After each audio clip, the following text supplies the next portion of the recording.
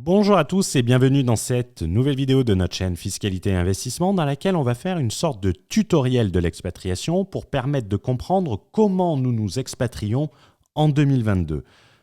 En guise d'introduction, il faut rappeler que l'expatriation, elle n'a jamais été aussi facile qu'avec la généralisation d'Internet qui permet notamment de conduire son business depuis n'importe où dans le monde et donc de vivre dans de nombreux pays.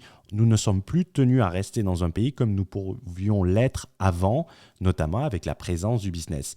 Mais comme avec tous les sujets qui sont un peu spécifiques et un peu pointus sur Internet, vous allez trouver tout et son contraire et surtout des choses fausses, notamment par exemple la fameuse règle des 183 jours qui n'est pas l'élément primordial en matière d'expatriation. Donc, à la fin de cette vidéo, tu vas avoir une vision d'ensemble sur l'expatriation, comprendre comment cela marche réellement et surtout comprendre les différentes étapes pour avoir une expatriation réussie.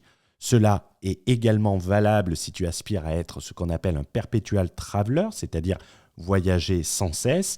Et il est important de préciser que chaque partie de cette vidéo est importante. Donc il est nécessaire de la suivre dans l'ordre et de surtout rester jusqu'à la fin sans négliger une seule partie et ne pas hésiter à regarder la vidéo plusieurs fois. Et pour ceux qui restent jusqu'à la fin, on leur dira un petit rappel.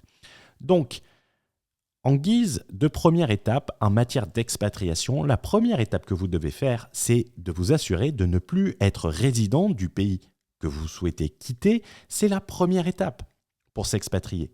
Cette première étape va être de ne plus être résident fiscal du pays que vous quittez. Cela peut paraître relativement basique, dit comme ça, mais certains pays vont par exemple vous obliger à vous radier de certains registres, notamment des registres de population. Ça va être notamment le cas en Belgique et en Italie. En France, vous êtes réputé résident jusqu'à ce que vous puissiez produire une autre domiciliation fiscale dans un autre pays dans lequel vous allez déclarer l'année suivante votre expatriation comme quoi vous avez déménagé fiscalement. Il faut rappeler également qu'un perpetual traveler qui quitte la France mais qui n'a plus rien en France reste résident fiscal français jusqu'à ce qu'il puisse opposer une résidence fiscale à l'étranger. Certains pays vont également en Europe avoir une taxation hybride sur la nationalité. Et je ne parle pas ici des États-Unis avec la taxation sur le passeport américain. Mais si vous prenez par exemple l'exemple du Portugal, de l'Espagne et de l'Italie, qui sont des pays proches de la France, ces pays vont prévoir qu'un Espagnol, un Portugais, un Italien qui ne s'expatrient que pour des raisons fiscales vont rester des résidents fiscaux, soit espagnols, soit portugais, soit italiens, pour une durée déterminée. Par exemple, en Espagne, c'est 4 ans. Donc, tous les pays ne sont pas concernés par ces règles de taxation hybride. Ça veut dire qu'un Portugais qui s'expatrie en Europe ne sera pas concerné, mais un Portugais qui s'expatrie par exemple à Dubaï va être concerné par cette règle. Cette règle, elle peut également voir le jour en France, donc il faut la prévoir en amont. En France, la taxation sur le passeport, elle a été pour la première fois reconnue par une juridiction en ultime recours, c'est-à-dire quand on ne peut pas déterminer la résidence fiscale d'une autre manière.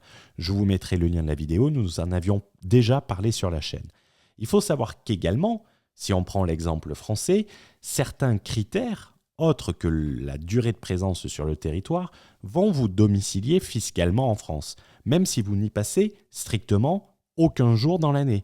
Cela va être notamment la situation familiale, les liens affectifs, ce qu'on appelle le foyer, le centre des intérêts économiques. Mais cela ne veut pas dire que vous serez résident fiscal si vous avez une bonne structure. Et on va le voir un peu plus loin, le cas de quelqu'un qui s'expatrie tout en gardant un centre des intérêts économiques en France, comment cela se passe. La deuxième étape que vous allez devoir remplir dans une expatriation, c'est de devenir résident fiscal du pays dans lequel vous vous installez. Cela peut paraître également bête, mais pour ne plus être résident fiscal de votre pays d'origine, faut-il encore devenir résident fiscal de votre nouveau pays? Se posent alors plusieurs questions. Quand est-ce que vous devenez résident du nouveau pays? C'est la première question. Si vous prenez l'exemple de Dubaï, à Dubaï, vous avez deux choses. Vous avez l'Emirate ID que vous devez, dans laquelle, pour la renouveler, il faut passer 2 jours par an. Mais pour avoir un certificat de résidence fiscale et pouvoir prouver qu'on est bien résident fiscal à Dubaï, il va falloir y passer 180 jours pour faire la demande du certificat de résidence fiscale, puisqu'il va falloir montrer ses entrées et sorties sur le territoire, ainsi que des relevés de banque, ainsi que la preuve de la location d'un logement à Dubaï. Donc, il va falloir passer 6 mois à Dubaï. Cela veut dire que si vous expatriez par exemple à Dubaï en août 2022, vous ne serez pas un résident fiscal en 2022 à Dubaï, puisque vous n'avez pas la possibilité d'y passer 6 mois. Impossible de justifier 6 mois sur le territoire, donc vous deviendrez résident fiscal dubaïote uniquement à 2003, date à laquelle vous pourrez avoir un certificat de résidence fiscale qui prouvera que sur l'année 2023, vous êtes bien résident fiscal dubaïote. D'autres pays vont vous considérer résidents fiscaux dès votre arrivée dans le pays. C'est généralement les pays européens, c'est d'autres pays, dès l'obtention d'un Tax Identification Number. Cela veut dire que tout simplement, si vous expatriez en août 2022 dans ce type de pays, vous allez être résident fiscal français de janvier à août et non résident français d'août en décembre. C'est-à-dire que d'un point de vue français, vous allez avoir l'imposition sur l'ensemble de vos revenus de janvier à août et ensuite, vous payerez l'impôt sur l'ensemble de vos revenus dans le nouveau pays d'août à décembre 2022 et vous payerez en France les revenus de source française. Donc, la première question qui se pose, c'est quand est-ce que tu deviens résident fiscal de ton nouveau pays? Généralement, c'est par l'attribution d'un TIN, Tax Identification Number, qui se dit en français numéro d'identifiant fiscal. C'est un élément primordial de ton expatriation. La troisième étape d'une expatriation, ça va être de rester résident fiscal du pays dans lequel on s'installe, et ce, tout au long de l'année. Une fois que vous êtes résident fiscal d'un pays, il va falloir s'assurer de le rester tout au long de l'année. Même si on peut parler d'opportunisme fiscal dans certains pays, ce n'est pas forcément le cas dans tous les pays, notamment spécialement en dehors de l'Union européenne, où vous allez devoir renouveler votre carte de résident, où vous allez avoir certains pays qui vont vous refuser le renouvellement de la carte de résident, ou qui, lors d'un contrôle, vont vous annuler votre carte de résident. Donc il va falloir faire en sorte de bien conserver sa résidence tout au long de l'année. En Union européenne, cela va revenir à pouvoir l'opposer, clairement. On y reviendra un peu plus loin dans cette vidéo, au cas notamment lorsque vous avez un autre pays qui va essayer de vous domicilier fiscalement. Pour cela, il va y avoir différentes manières de rester résident du pays dans lequel vous installez. La première, c'est la fameuse règle des 183 jours avec le calendrier, faire des croix dessus avec un petit marqueur. Mais attention, en France, la règle des 183 jours, elle n'existe pas spécifiquement.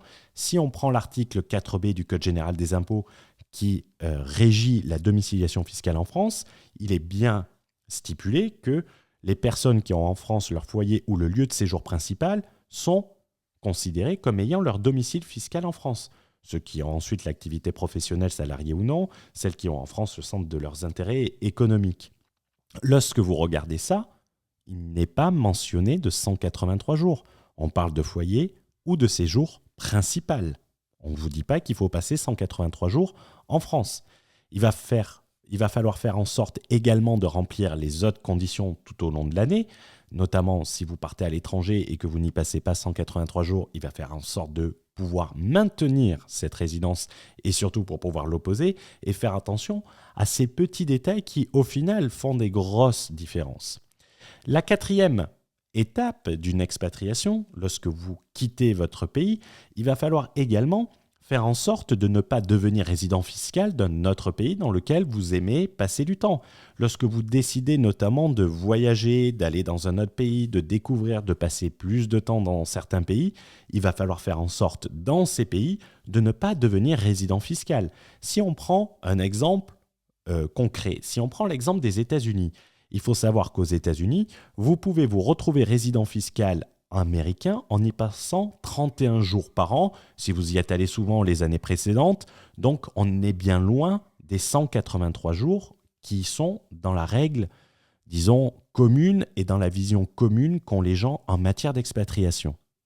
Certains pays vont également pouvoir vous considérer résident fiscal si vous avez des actifs dans le pays ou que vous conduisez des investissements dans le pays. C'est notamment le cas de la France avec le critère de rattachement des intérêts économiques. Si vous conduisez de nombreux investissements en France ou que vous avez des investissements productifs de revenus, cela va être un critère de domiciliation fiscale.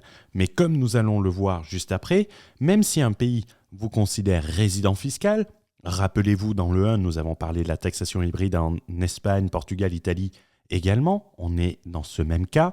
Cela ne vous affectera que si vous êtes mal structuré.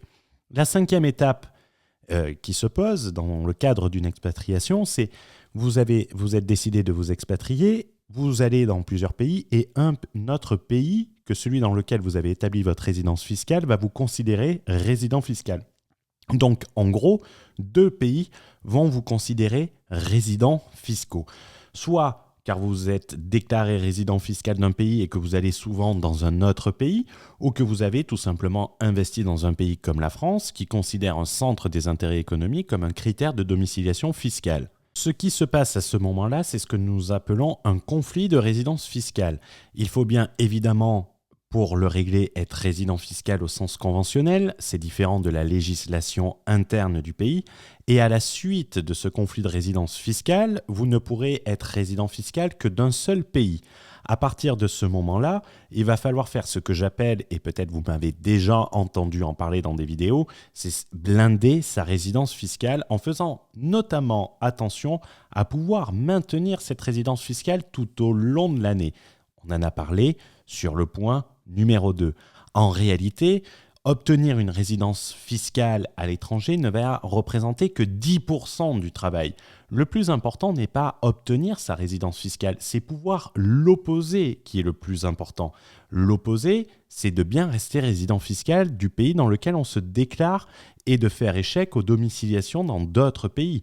Pouvoir opposer sa résidence fiscale, c'est donc rester libre et c'est donc gagner en liberté. Il n'est de bonne compagnie que celle qui se quitte, donc il va être temps pour moi de conclure sur cette vidéo. L'expatriation, ce n'est pas uniquement faire sa valise et partir avec un calendrier sous le bras et un petit feutre pour noter le nombre de jours que nous allons passer à l'étranger et noter le nombre de jours que nous passons en France. Si tu veux faire une expatriation qui fonctionne, c'est-à-dire une expatriation qui va durer dans le temps, qui va te permettre de rester à la fois mobile et libre, et donc de décupler tes possibilités, il va falloir te structurer, faire attention à ces tout petits détails qui font en réalité de grosses différences et éviter de faire des économies qui au final te coûteront très cher. C'est également valable pour les perpetual travelers. Pas de bras, pas de chocolat. Blague. C'est une vanne connue. Pas de bras, pas de chocolat. Mais avec vous. Allez. Pas de résidence fiscale à l'étranger égale résidence fiscale française. Si cependant tu as envie d'aller plus loin, 2 points, tu peux rejoindre le Borderless Entrepreneur qui est notre programme d'expertise à la structuration internationale qui va te permettre d'apprendre avec nous.